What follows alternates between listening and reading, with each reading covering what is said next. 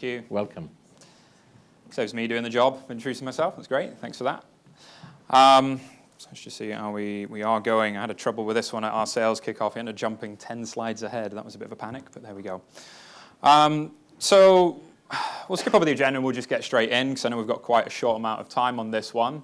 And I just wanted to start with a bit of an intro about Yossi Sassi. Yossi Sassi is a white hat hacker, or as one of my colleagues likes to call him, a white hat APT. His mentality is that essentially, any system is compromisable. All you need is enough time and motive. And essentially, as defenders, we need as much visibility as possible if we're ever going to defend ourselves against these types of attacks. We're talking about a guy that has managed to find his way into the Israeli military by using mobile phones, SMS technology as really slow ways of getting data out in really, really high security systems. But what I want to go through today is just a couple of the typical types of threats. One of them is the sophisticated insider. You might recognize this guy from Mr. Robot. These characters are particularly interesting in terms of evading detection because they're already inside.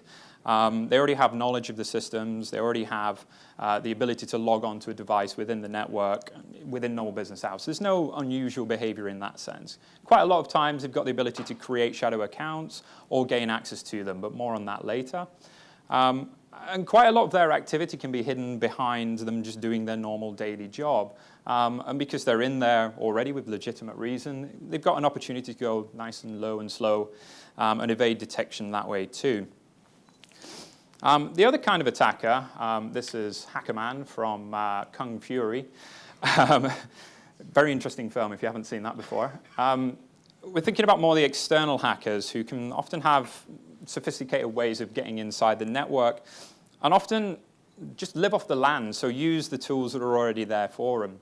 PowerShell is obviously very powerful for our IT teams to be able to manage the infrastructure, but it also gives them a tool set in which they can exploit to gain access to data, to compromise systems, and ultimately exfiltrate information out of the network.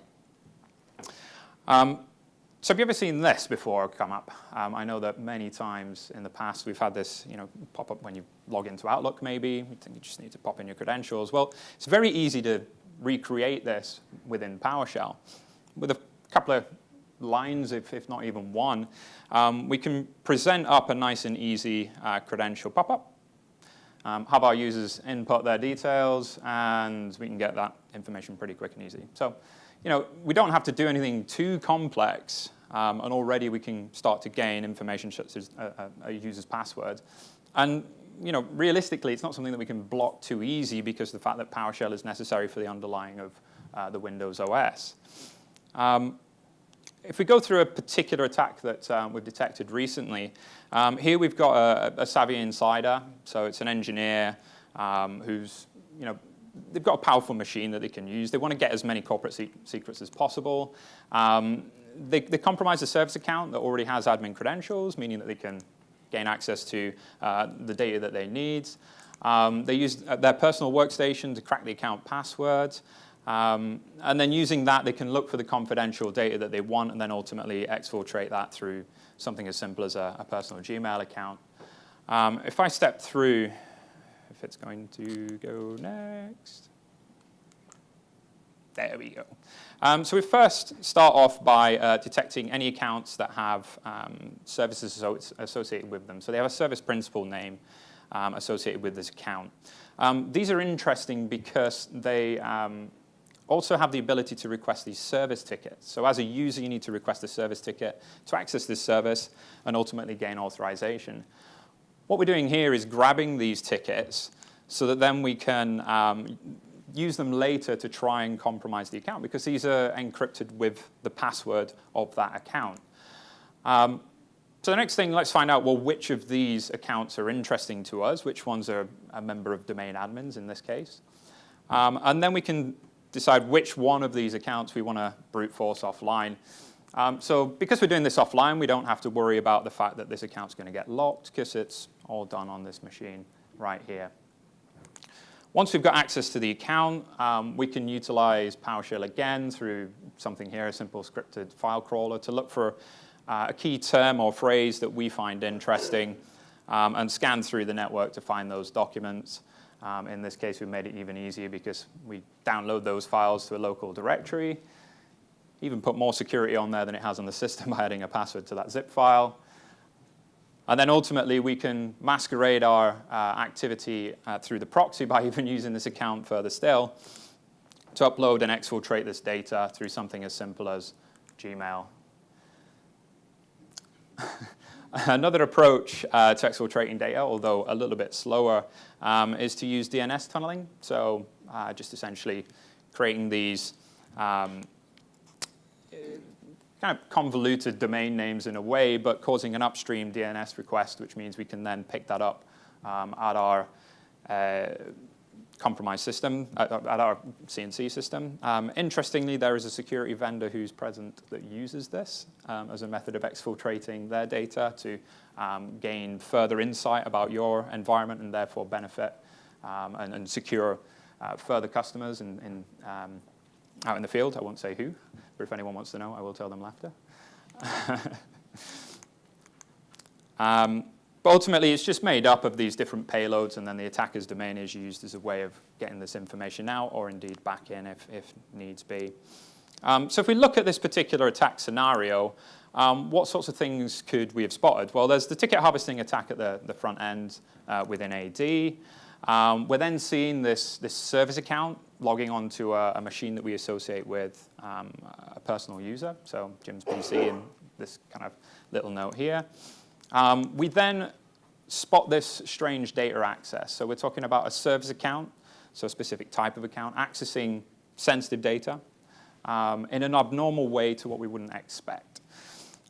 We then see it access the internet for the first time, because it's an account that we don't normally see doing this type of thing, or using the exfiltration method through DNS tunneling, if that's the method that was used instead. So let's look at something a little bit different. This time, it's a Russian APT. We had alerted, a number of threat models had triggered to kind of indicate that something was going awry within this customer environment. They brought in a well-known incident response company to have a look and figure out what was going on, and they couldn't find anything. So they gave our incident response team a call to say, what's going on, guys? You're throwing out a whole bunch of false positives. Actually wasn't. And our IR team managed to discover the infection within about 13 minutes. They'd contained the systems that had been compromised and then took their findings and passed it on to our research team. They then worked with the authorities in the US and looked at what this particular malware was doing, the Qbot malware, if you're familiar with that one. And then actually managed to compromise the C2 server to find out exactly what was going on their side. The interesting thing about this is it's the steps that it takes. It starts off with a phishing email, so much the same as what we've heard earlier today. It then looks at the specific AV and EDR systems that are running on the endpoint, and then deploys the malware that would evade this. So already having some element of evasion in there. It then gains persistence through various means, such as startup scripts, registry keys, scheduled tasks, and then exploits things like explorer.exe. And then interestingly, attempts lateral movement. So this can be scanning for the domain users and exfiltrating this information so that we've got a bigger address list that we can attempt our phishing attacks with. Brute forcing the accounts through well-known passwords that are often reused. Or even looking at default credentials that are used for systems that many times people don't change. And then in terms of the data, there were things like keyloggers being installed, cookies, API calls, and then just the data itself, which is then just exfiltrated through whichever means possible. We found at the time that there were around 3,000 victims worldwide by getting access to that C2 server, gained some global recognition for this. Even found some of the strains which they hadn't yet used and meant that we could share this with the world to protect against not only the variant that we'd discovered, but the future variants that could well have been used to compromise systems moving forward. So the important question that we need to be thinking about is our data actually safe? And when we think about the regulations that many of you have been speaking to us about, but GDPR, probably sick of hearing it, is certainly one of them. They all kind of have a very similar set of questions that you need to think about when you want to answer that question, is our data safe? First of all, where is that regulated data located? When we know that, we can begin to understand whether or not it's at risk. And ultimately, do the right people have access to that data? Privacy by design, Article 25, and so on. How is it actually being processed? And is any of this no longer needed? And then things like subject access requests. Can you find the personal data that's pertaining to a particular individual and ultimately delete it? And when we come back to that ultimate question of how do we succeed as defenders, it's the visibility and context. And when we know that the attackers are ultimately wanting to gain access to the data, we need to think about that methodology when we implement our security strategies. And that's what we do at Varonis. We start with the data. We want to know where that sensitive data is so that we can then monitor it for abuse. We can utilize the risk insight that we have to ensure that the right people have access to that data, and then ultimately employ automation and workflows to sustain those efforts and keep it locked down. The data security platform brings in many different streams of metadata from the platforms that we monitor, ultimately to hit these three use cases around data protection, compliance, and threat detection and response. I'll show this a bit more interestingly through some of the examples of what we have within the suite. So from a detection and response side, we begin to understand, obviously, the types of data. We understand the types of accounts. We begin to do the device pairing, and that ultimately gives us the ability to give you quite verbose, useful alerts in small numbers that are manageable and are all alerts that you want to investigate. You're not going to look at these and go, I don't really care that there's more connections to this endpoint. Doesn't really mean much to me. But when we see things like a service account, as we say, accessing the internet for the first time, this is a difference in behavior that we want to know about. Many of the alerts are built with the MITRE ATT&CK framework in mind. Again, just showing our methodology a little bit further. When it comes to investigating these alerts, we give you a lot of information to reduce the time to respond. So it starts off by giving a lot of the context to separate the music from the noise. So information about the user account themselves. Are there other alerts that it's triggered? Are they considered a privileged account? Are they on a watch list? What about the device in question? Is it one that's been paired up with a particular individual and therefore unusual for another user to be using this machine? Are there other alerts that are related to this device too? What about the data? I mean, in this case, it's something around a logon request. But if we're talking about sensitive information, how much of it's sensitive? How much of it's stale? Has this user accessed this resource in the past? And then the time of day. Is this within the normal working hours of this particular user? The next thing we want to do when we've understood the alert is really get an understanding of what we should do moving forward. What is our playbook? How are we going to respond to this? We have inbuilt many of these playbooks to give you an understanding of how to investigate, whether or not there are individuals that should be notified of this particular incident, what we can do in terms of improving future detection, and so on. But it's not all about the alerting. We need to understand how the data is at risk where it sits. So by using the classification once again, we can map this against things like the usage and the permissions and the users and groups to get an understanding of where it's overexposed, be it in the cloud. So for instance, are users uploading things into OneDrive that they shouldn't be and sharing it externally through public links or directly or otherwise? We get a visualization of this and an understanding of how these risks are changing. On-prem, it's much the same. We're looking for things like open access, so where domain users, authenticated users, or everyone have been permissioned on there, or potentially where it's just overexposed to too many people.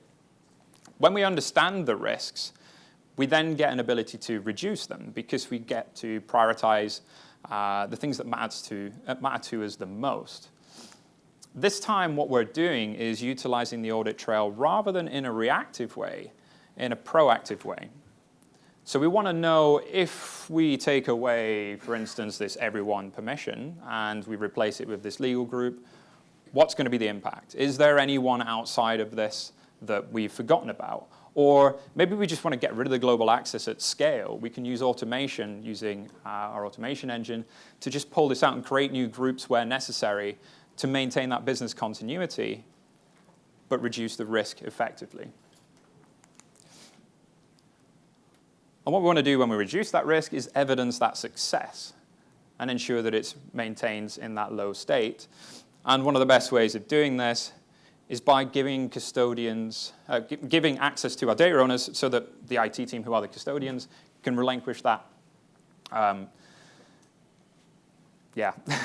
risk onto them. So this can be anything from the entitlement review processes we're seeing here, so gaining an understanding of who has access to that data now. Again, using the behavioral analytics in a unique way to highlight where potentially there's removal recommendations, so where users are no longer using that access as they've changed roles, changed departments, and so on, but also giving you workflows in which users can request access to this data moving forward, having the data owners approve them, since they're the ones that know whether or not they are the right people to have access to this data. There we go. So what do we do? Well, the operational journey is our methodology that we go through with our customers. It begins with this detect phase. So initially deploying the solution suite, beginning that classification point, understanding how to respond to these alerts, connecting to other parts of your security ecosystem, such as your SIEMs. Once we know what the risks are and we can begin to prioritize them, we can fix them. So things like global group access, we can get rid of those. We can get rid of the stale data, so remove the problem in the first place rather than fix the permissions.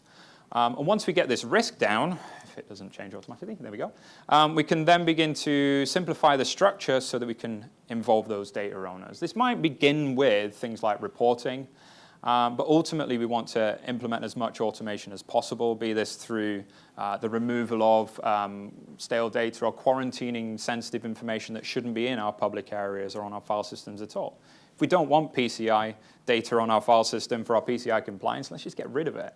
Or if we don't want personal information on our file server for more than a year, let's move it off to archive. But ultimately, we just want to keep improving this as we go on. We've had many customers take on Varonis, 5-6 years ago when GDPR didn't exist. But they've just gone through this same process, essentially just fine-tuning what they do with the data with that personal information in mind to protect their data adequately. The way that we usually engage with new customers, or even the ones that are customers today, is to perform a risk assessment. And it's ultimately going through this process that we've just described in the starting point, so the detect phase, and give you insight into what your estate looks like today. So yeah, once you get an understanding of this, you can begin to start your journey of transforming your unstructured data. There we go.